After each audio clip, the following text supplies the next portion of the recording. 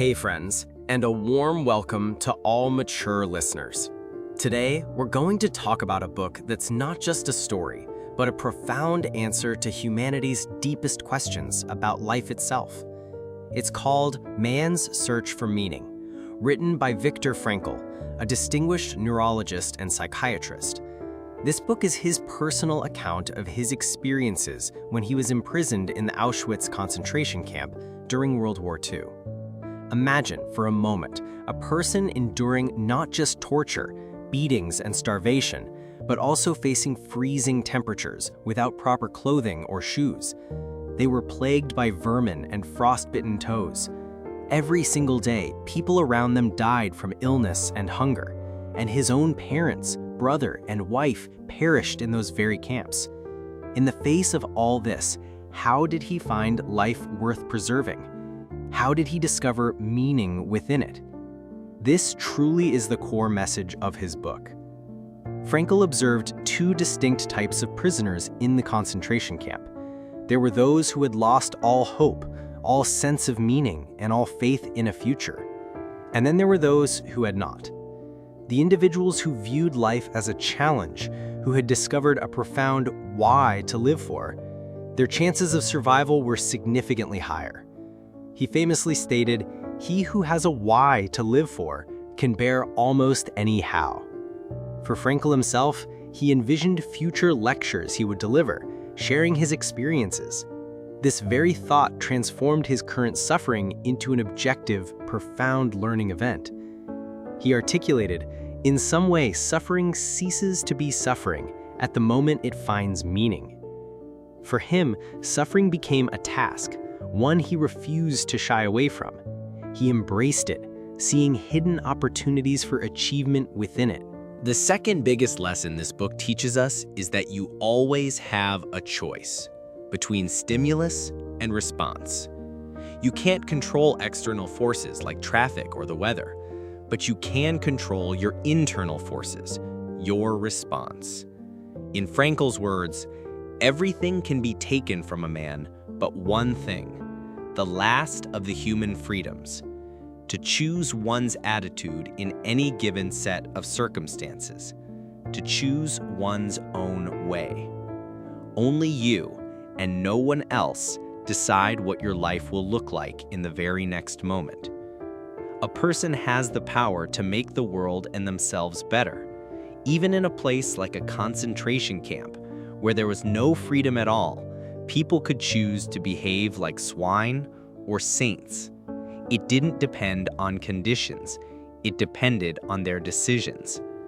Here's a powerful example. A man lost his wife and was deeply depressed. His doctor asked him, "If your wife had passed away before you, wouldn't she have suffered terribly?" The man said, "Yes, she would have." The doctor said, "So you're the one bearing that suffering in her place.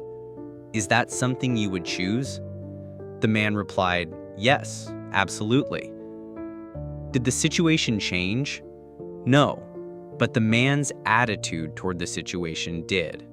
When we can't change a situation, we're given the challenge to change ourselves.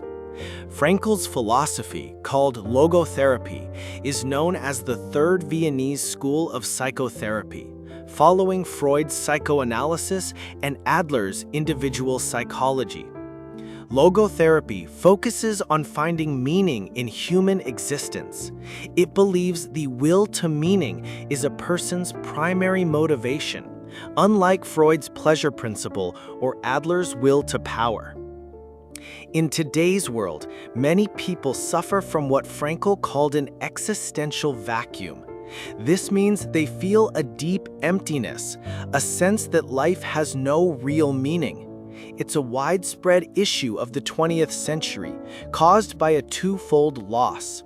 First, humans have lost many of their basic instincts that once guided their behavior. Second, the traditions that used to support and shape their choices have weakened. Because of this, people often don't know what they really want or what they should do. They either blindly imitate others, conformism, or follow what someone else wants them to do, totalitarianism. This existential vacuum feeds problems like boredom, depression, aggression, and addiction. Frankl even studied unemployment neurosis, where people felt that being unemployed made them useless, and feeling useless made life feel meaningless. But when he got these patients involved in meaningful, unpaid activities, their depression disappeared, even if their financial situation didn't change at all. This search for meaning can create tension. But Frankl says that this very tension is essential for mental health. He called it neurodynamics, a kind of field of tension where one pole is the meaning we need to fulfill and the other pole is the person who must fulfill it. He explained it like this. If architects want to strengthen a weak arch, they actually add weight to it. The extra load makes the parts fit together more firmly. In the same way, therapists shouldn't be afraid to create this healthy tension in their patients. They should help them find direction by pointing them toward meaning. According to Logotherapy, we can find meaning in life in 3 ways. 1. By creating something or accomplishing a task. This is the most obvious way, doing meaningful work or deeds. 2. By experiencing something or encountering someone. This includes experiencing goodness, truth, beauty, nature, or culture, and most importantly, experiencing another human being in their uniqueness, loving them. Love is the only way to truly grasp another person's innermost core. Love isn't just a byproduct of sex. Sex is one way we express love. 3. By choosing our attitude toward unavoidable suffering. When we face a hopeless situation that we can't change, what matters most is how we demonstrate our human potential, how we turn our tragedy into triumph, how we transform our difficult situation into an act of human achievement. Here's another moving example. A mother lost her 11-year-old son, and her other son was severely disabled. After a suicide attempt, Frankl asked her in a group therapy session to imagine herself as an 80-year-old woman looking back on her life from her deathbed. Another woman in the group imagined her own life childless but financially successful and saw it as a failure. But this mother realized that by caring for her disabled son, she had found meaning in her life. She said her life hadn't been a failure at all. Her suffering had meaning. Logotherapy also makes it clear that suffering itself isn't necessary to find meaning. If suffering can be avoided, then removing its cause is what's meaningful. Meaningless suffering is not heroic, it's just needless pain. But if suffering can't be avoided, then we can still find meaning within it. Frankl also gave us the idea of tragic optimism. It means staying optimistic despite the tragic triad of pain, guilt, and death. He believed that humans have the capacity to turn life's negative aspects into something positive and constructive, like transforming suffering into human achievement, using guilt as a chance to grow and become better, and finding inspiration in life's fleeting nature to act responsibly and meaningfully.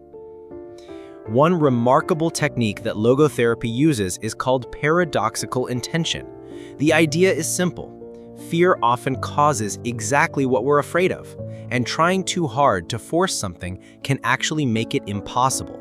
For example, fear of excessive sweating makes you sweat even more. So Frankl advised a patient to intentionally try to sweat as much as possible in front of people. Within a week, the phobia disappeared. Another example, a bookkeeper suffering from writer's cramp was told to do the opposite, to deliberately write with the worst handwriting he could manage. When he tried to scribble on purpose, he couldn't, and within 48 hours, his cramp vanished. This technique taps into our ability to detach from ourselves, an ability closely tied to our sense of humor. As Gordon W. Allport put it, the neurotic who learns to laugh at himself may be on the way to self-management, perhaps even to a cure. Even in concentration camps, humor was a weapon for survival. Frankl once trained a friend to make up a funny story every day about what life would be like after they were liberated. Trying to keep this sense of humor alive was a small trick for mastering the art of living. This book reminds us that life's meaning is unconditional.